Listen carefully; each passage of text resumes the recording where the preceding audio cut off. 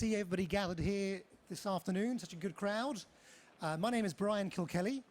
I work at Climate Kick, and Climate Kick is the largest innovation community in Europe focused on climate innovation. So we're an organization that's been set up by the EU, funded by EIT, to promote entrepreneurship and innovation to tackle climate change. And I'm delighted to be hosting this event this evening.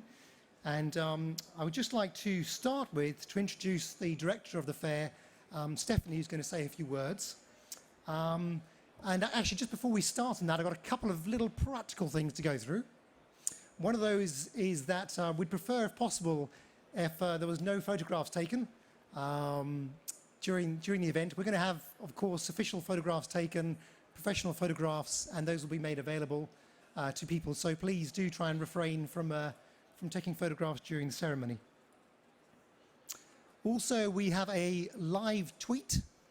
So if you could please, for those of you who are tweeters, bear in mind the hashtag and make use of that so that we can make as much attention as possible for our illustrious award winners.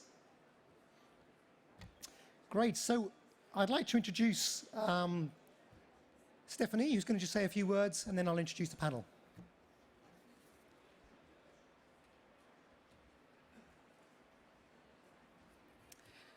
Bonjour à tous, je suis donc Stéphanie Guetterant, directrice de la galerie et de World Efficiency. C'est un grand plaisir pour nous et une grande fierté d'accueillir cette 3e édition des Green Building Solutions Awards. Quand Véronique nous a proposé de les organiser dans la galerie, ça a été une évidence. C'est également un des premiers partenaires qui s'est immédiatement tourné vers nous avec cette volonté farouche de positionner le bâtiment comme un secteur leader pour la lutte contre le changement climatique. Et je pense que ces Green Building Awards sont une belle illustration que les solutions existent, qu'elles sont aujourd'hui déployables et que ça va donner une impulsion forte, en tout cas à cette première année des solutions et au déploiement des solutions dans le secteur du bâtiment. Donc je vous souhaite une agréable cérémonie. Je pense que en tout cas, il y a beaucoup de projets et de solutions qui ont été présentés qui sont clairement amazing, si je peux dire un mot en anglais, en tout cas très créative. On est dans l'innovation technologique, on est dans les savoir-faire et le bon sens, des solutions occidentales, mais également des projets au Maroc.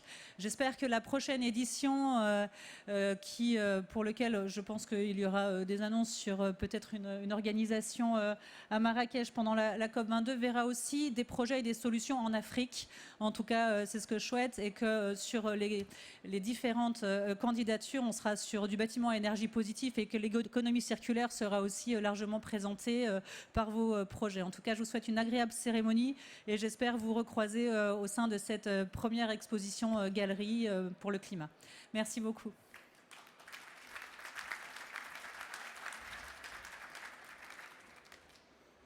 Thank you, Stephanie. So, ladies and gentlemen, today we have, to my left, we have Christian Brodak, who's president of Construction 21 International. We have Dishberg Carol, who's Minister for Environment from Luxembourg. Welcome. And we have Minister El Hayete, who is Minister of Environment from Morocco. And of course, we'll be hosting COP22 next year. Welcome. We have Luc Min, who's Treasurer of Construction 21 International and also Director of Greenwall. Welcome. We have José Carré, Director of Sustainable Cities and Territories at ADEME. Welcome. And Michelle Saban, President of R20 for Regions for Climate Action. Welcome. And I'd like now to hand over to Christian, who will say some words of introduction.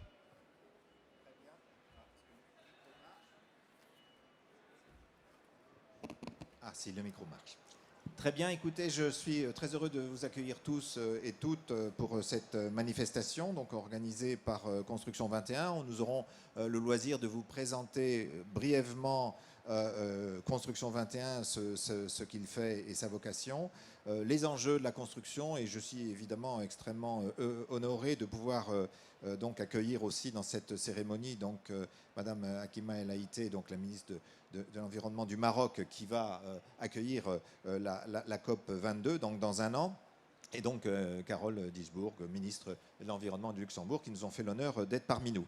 Donc le Construction 21, c'est effectivement une initiative qui est en train de s'étendre, qui vise à utiliser toute l'intelligence collective et la dynamique des réseaux sociaux pour diffuser l'innovation dans le domaine de la construction. Je vais aussitôt céder la parole à mon collègue Luc Mine, qui va vous donner quelques détails rapidement aussi, puisqu'on va essayer de tenir nos délais.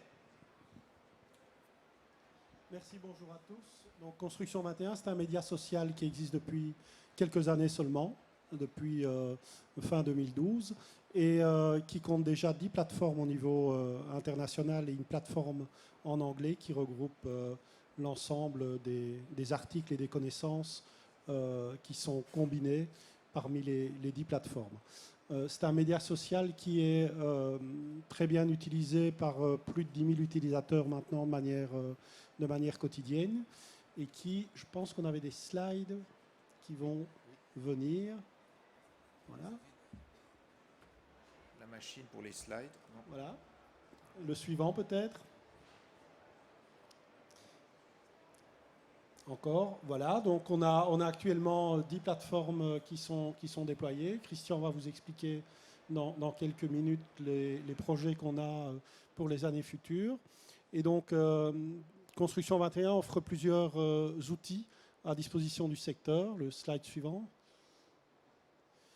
Comme une base de données de bâtiments, comme une base de données de formation, une base de données évidemment d'entreprises, les coordonnées de tous les membres qui sont inscrits, un flux d'actualité et un agenda. Alors l'intérêt du portail et du média social, c'est que dans chaque pays, on travaille de manière locale, c'est-à-dire on travaille dans la langue et avec les opérateurs locaux, et que par contre on peut consolider au niveau international toutes les connaissances. Le slide suivant, je pense. Et donc Christian va maintenant vous expliquer le début et puis les développements qu'on a dans les mois qui viennent. Merci. Oui, je te remercie Luc. Alors effectivement, nous avons eu une évolution. On est dans ce qu'on appelle le développement agile. Hein. C'est les informaticiens, c'est le jargon. C'est-à-dire qu'au fur et à mesure, on fait évoluer en fonction des besoins, en fonction d'expériences acquises. Donc on a démarré effectivement maintenant en 2012, après un projet européen qui avait permis de démarrer. Donc on a commencé avec des pays européens. Et puis, au fur et à mesure, une fois que le financement européen était fini, on a pris notre essor et on a donc eu un certain nombre de pays qui progressivement nous ont rejoints, la Belgique, le Luxembourg, le Maroc, l'Algérie pour le dernier. Et puis, on a développé au fur et à mesure un certain nombre de nouvelles applications qui se sont avérées nécessaires et que les membres ont proposées. Et puis, ces awards, donc ce prix, rentre un peu dans cette dynamique qui permet à la fois de collecter des cas, de les valoriser, les meilleures pratiques, mais aussi de garder ces cas dans la base de données. Vous savez, un prix en général, ceux qui ont rempli un dossier, il y en a, les 2-3 premiers sont valorisés, tout le reste va d'une certaine façon à la poubelle, alors que nous, grâce à l'Internet, tous les candidats finalement sont encore visibles et en général de bonne qualité. Donc on a une dynamique, des partenariats, et vous allez le voir dans la remise de prix que les partenariats sont tout au long. On a des partenaires qui interviendront, donc qui soutiennent le prix. Donc c'est vraiment un jeu gagnant-gagnant pour l'ensemble des partenaires et ce qui nous permet effectivement cette dynamique.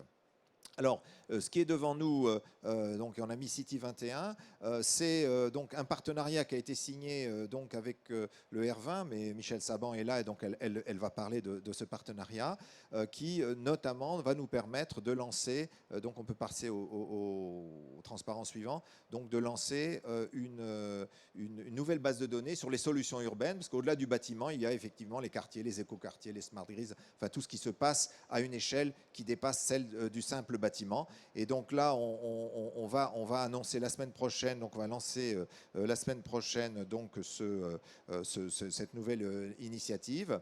Et donc nos développements, c'est d'une part donc l'extension vers de nouveaux pays, on l'a dit tout à l'heure, dans des partenariats.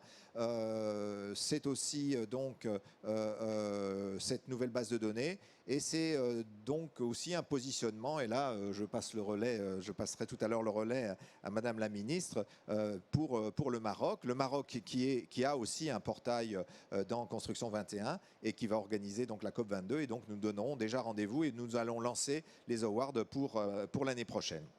Voilà, je vous remercie et on va passer au suivant.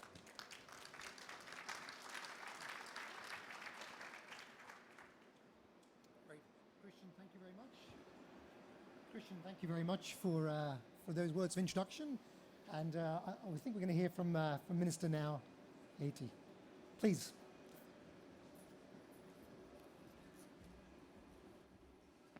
Merci, Madame la Ministre, Madame l'Ambassadeur, Excellences, Mesdames et Messieurs, Monsieur le Président. D'abord, merci de m'avoir invité à participer à cette fête, parce qu'au fait, il s'agit bien d'une fête quand on remet des trophées.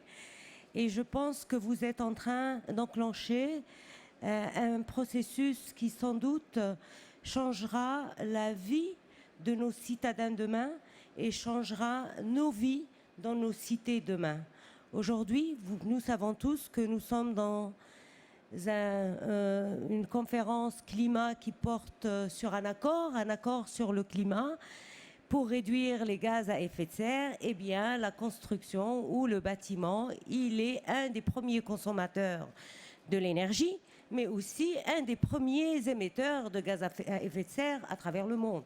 40% des émissions mondiales au niveau climatique sont émises par la construction et par le bâtiment. Et donc, merci d'avoir enclenché cette dynamique. On a commencé à réfléchir au bâtiment durable depuis quelques années, depuis 4-5 ans. On a commencé à réfléchir aux villes durables depuis aussi quelques années, les smart cities ou les green cities ou les cités intelligentes, il n'y a pas très longtemps non plus. Mais on a oublié que c'est quelque chose qu'on avait dans nos mœurs et dans nos traditions et dans nos villages, aussi bien au Maroc qu'en France. En venant ici, j'ai entendu Ségolène Royal parler dans la coalition de la construction qui a été lancée avec notre ministre de l'Habitat ici en France. Eh bien, je l'ai entendu parler de vos pratiques ancestrales de construction qui étaient des pratiques résilientes. Et aujourd'hui, ce qu'on cherche à travers le monde, c'est de faire de ces pratiques, de s'inspirer de ces pratiques résilientes et de faire en sorte que ces pratiques puissent être industrialisées et que les architectes et les promoteurs que vous êtes puissiez imaginer le monde de demain en intégrant cette résilience. Certes, j'ai entendu plusieurs promoteurs dire eh bien, ça coûte plus cher d'être résilient. Ça coûte plus cher. On a fait l'évaluation au Maroc.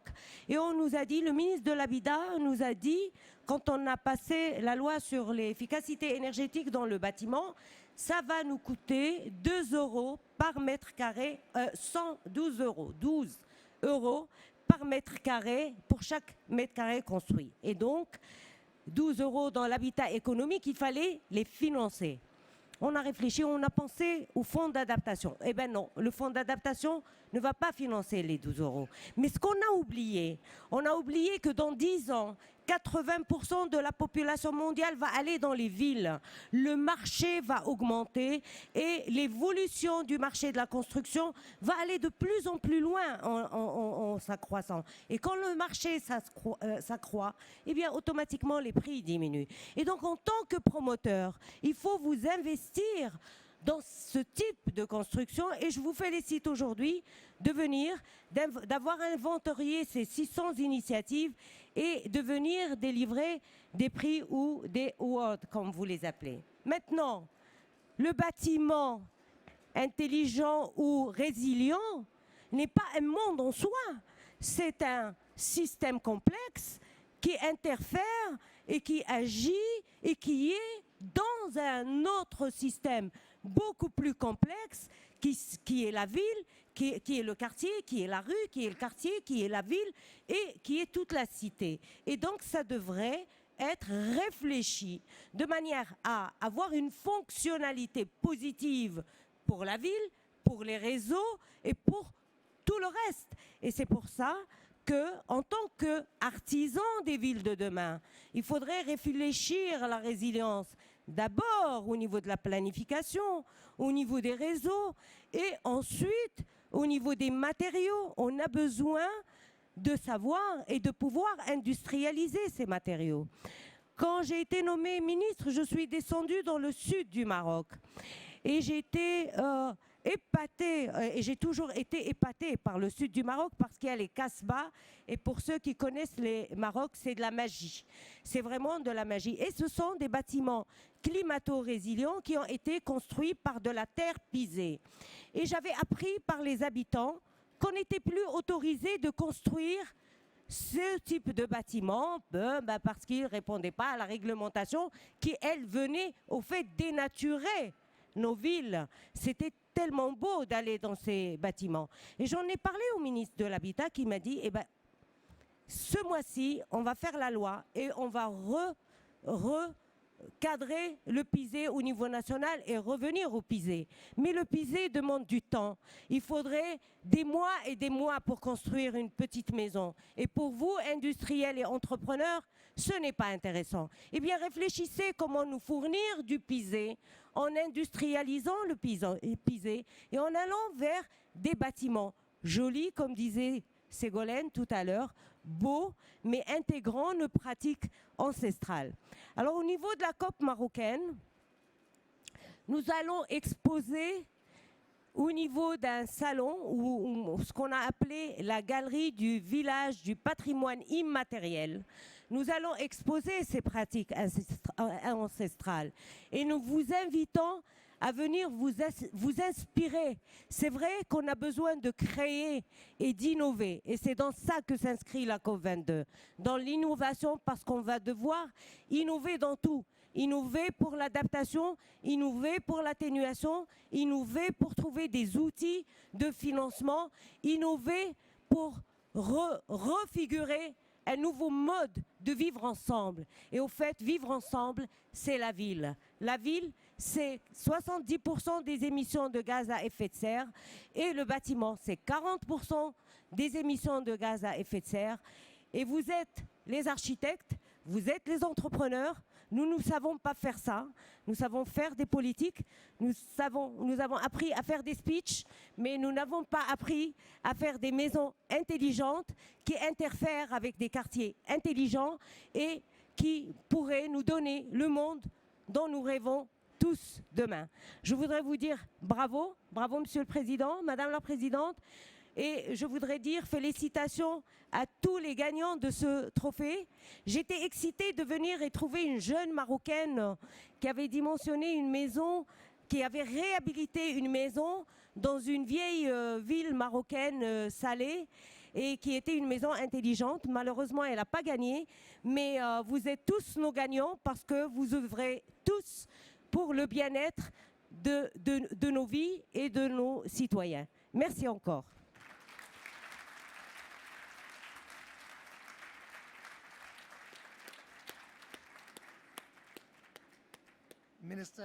Minister El Hadi, thank you very much for those powerful and strong words. Much appreciated. We're very much looking forward to you hosting next year, and you can see there's a huge amount of passion and enthusiasm for the built environment. So thank you very much. I'd like now to invite Minister Carroll, Minister of Environment from Luxembourg, to join us on the stage. Minister, please, the floor is yours. Thank you very much. 2 or 3 minutes, please. Yes, I'll try to be short. So, okay, always those promises by politicians. Okay, so je suis très fière d'être ici et je suis très contente qu'il y ait autant de monde qui participe et aussi très fière parce qu'il y a aussi 3 gagnants luxembourgeois que j'aimerais bien féliciter. Donc, non, l'efficience énergétique, les investissements dans des bâtiments qui sont efficients et qui sont modernes où le bien-être est à la première place, ça c'est un but à nous tous. Au Luxembourg, on a bien reconnu qu'il est urgent d'agir et c'est pourquoi qu'au Luxembourg, on aura à partir de 2017 seulement des bâtiments d'habitat qui auront un standard A, donc qui seront efficients et qui n'auront plus besoin d'énergie fossile. Si on veut lutter effectivement et efficacement contre le changement climatique, il faut agir en urgence parce que nous, on est la première génération qui subit les résultats des changements climatiques, mais on est aussi la dernière qui puisse agir concrètement. Il faudra prendre la chance que nous offre cette année historique 2015 pour avoir un accord contraignant ici à Paris. J'aimerais bien aussi dire 3 mots sur les investissements, parce qu'en fait, les investissements qu'on fait dans les villes, et Akima l'a déjà dit, la plupart des gens vont vivre dans des villes et les investissements sont des investissements à long terme. Et c'est pour cela que l'Europe est d'avis qu'il faut vraiment avoir une vision à long terme qui soit claire pour que tout le secteur, aussi bien les politiciens, puissent agir comme politiciens, c'est-à-dire faire des bonnes politiques, mais aussi le secteur privé puisse vraiment prendre des conséquences. C'est pour cela qu'il faut du courage pendant cette semaine-ci pour vous donner les signaux clairs qui sont nécessaires. Et je remercie vous tous et toutes d'être ici et je félicite tous ceux qui vont gagner maintenant ce prix parce qu'il est important de partager les bonnes choses, partager les chances et les opportunités que nous offre ce défi qui est vraiment très grand et sans lequel on ne va pas résoudre les grandes crises de notre ère. Merci beaucoup.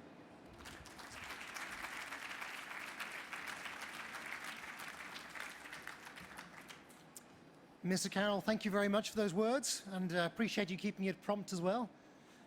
We're running a little bit behind time, so we're going to try and speed up. So apologies that, but as you can hear, it's words worth listening to.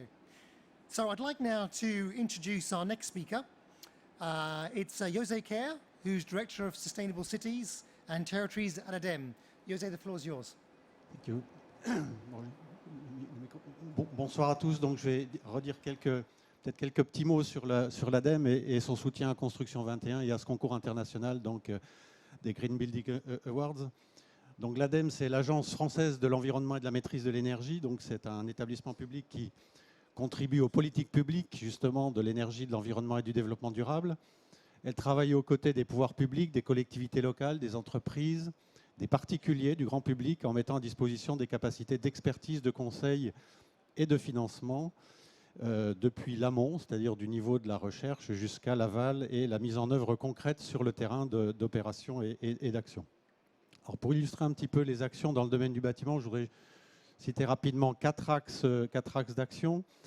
D'abord le soutien au développement expérimental via des appels à projets de recherche. Chaque année, donc, nous publions des appels à projets de recherche pour vous donner quelques idées des thématiques qu'on a actuellement, j'allais dire, sur le métier, les composants de structure et d'enveloppe, les équipements énergétiques, le recyclage des matériaux, la logistique des chantiers, le confort d'été en milieu tropical, les comportements et les usages, la décision de passage à l'acte de rénovation, etc. etc. En deuxième, l'ADEME est aussi opérateur du programme des investissements d'avenir, donc qui est en France un très gros programme d'investissement et d'innovation, donc pour mettre sur le marché des nouveaux produits et des solutions innovantes. Dans le bâtiment, quelques exemples de nos axes de travail sur les méthodes industrielles pour la rénovation, ça a été un petit peu évoqué, les nouveaux outils numériques du bâtiment, la construction bois, les matériaux biosourcés, les matériaux recyclés, et donc de façon non limitative. En troisième axe, donc, l'ADEME contribue à l'élaboration des réglementations. Donc, en France, on vient de voter la loi sur la transition énergétique. Donc, dans ce cadre, après la réglementation thermique 2012, donc, qui est bien connue en France, on travaille maintenant sur la préparation de la future réglementation 2020, qui sera une réglementation non plus seulement thermique, mais environnementale, c'est-à-dire qu'au-delà de l'énergie, on intégrera dans cette réglementation les émissions de gaz à effet de serre, donc en particulier le CO2, mais pas seulement, mais également les questions de consommation d'eau et puis de déchets.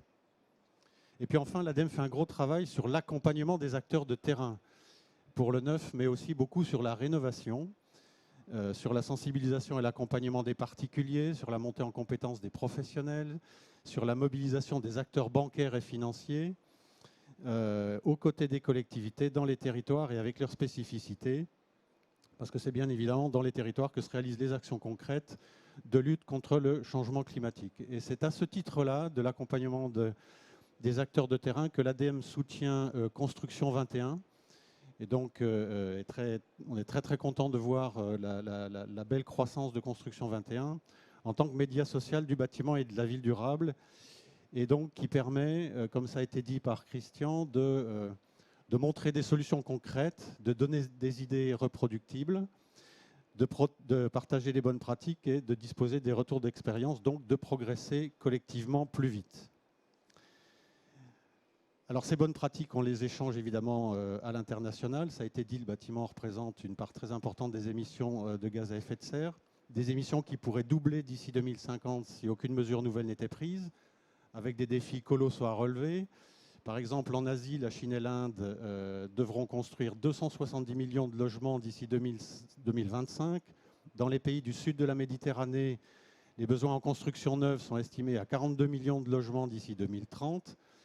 Et donc c'est pourquoi l'ADEME soutient bien sûr les échanges de bonnes pratiques à l'international, en s'appuyant notamment sur des partenariats avec ses homologues étrangers, donc plus particulièrement avec une forte implication au Maroc, donc avec l'ADERE, l'Agence marocaine pour le développement des énergies renouvelables et de l'efficacité énergétique, avec par exemple un projet qui accompagne et forme des praticiens sur la réglementation thermique marocaine, et puis récemment en Algérie avec l'Agence algérienne pour la promotion et la rationalisation de l'utilisation de l'énergie. Voilà, et donc pour conclure, dans ces deux pays dans lesquels l'ADEME est ravi d'avoir pu soutenir le déploiement des nouvelles plateformes Construction 21 avec nos partenaires dans la croissance qui a été présentée par Christian tout à l'heure. Voilà. Donc merci à Construction 21 pour l'organisation de ce concours et sa belle réussite, et j'ai comme vous hâte de découvrir les projets lauréats.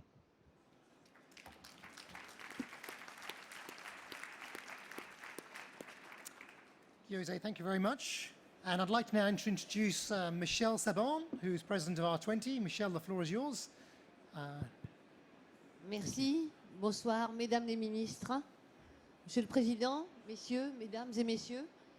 Je me faisais une réflexion en entendant Akima et madame la ministre de l'Environnement du Luxembourg. Il y a quelques années, on confiait le ministère de l'Environnement aux femmes en disant c'est un petit ministère, donc on peut le donner à une femme. Et aujourd'hui, vous êtes plus de 47 dans le monde à occuper ce poste. Et j'en suis très fière parce que je suis persuadée que dans la salle des négociations, votre présence, votre participation, votre détermination, on l'a entendu au moment de vos interventions, nous encourage tous, nous pousse à aller encore plus loin. Et aller plus loin, c'est quoi? Qu'est-ce qui s'est passé depuis Copenhague? Tout est différent. Vous avez compris, nous avons compris, que le rôle des villes et des régions était irréversible et que sans les villes et les régions, on ne pouvait rien faire. Et pour pouvoir arriver à un accord à Paris, et Akima le sait, le travail qui a été fait depuis des années, on va dire, parce que quand vous avez eu l'intelligence avec Laurent Fabius de mettre au cœur de cette COP l'agenda des solutions, nous y sommes.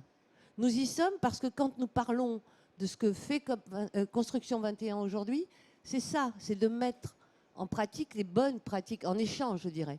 Et le mot solidarité, il n'est pas vain, ce n'est pas un vœu pieux. La solidarité, elle est là. Elle est là au travers du bâtiment, elle est là au travers des nouvelles technologies, elle est là au travers de beaucoup de choses, parce que c'est le cœur de l'agenda des solutions.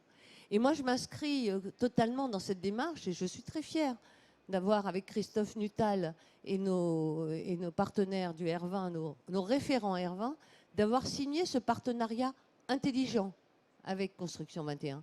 Parce que vous apportez le savoir-faire, nous avons nos régions, nous avons nos villes qui nous demandent justement quelles sont les bonnes pratiques ailleurs? Parce que nous avons remis à Laurent Fabius un rapport que nous avons fait faire par l'Observatoire du long terme, dans lequel les 100 meilleures bonnes pratiques qui ne coûtent pas très cher.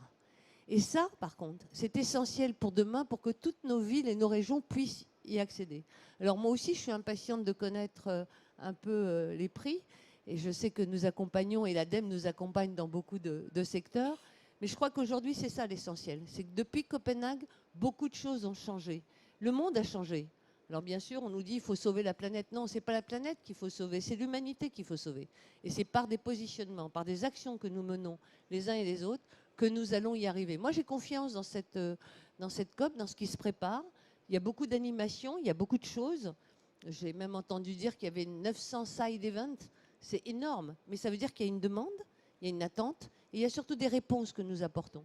Alors donc, je crois que tous ensemble, et je remercie Christian de nous avoir sollicité pour ce partenariat, parce qu'il devient aujourd'hui, en tous les cas pour le R20, quelque chose de majeur sur lequel nous allons avancer ensemble. Je vous remercie.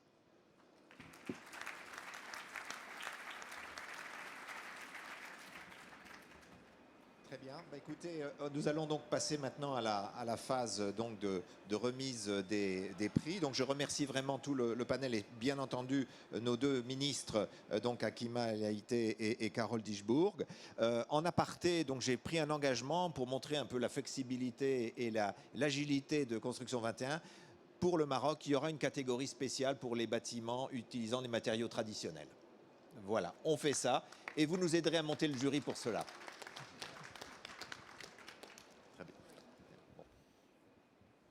We can just give another round of applause for our panel, please. Thank you very much.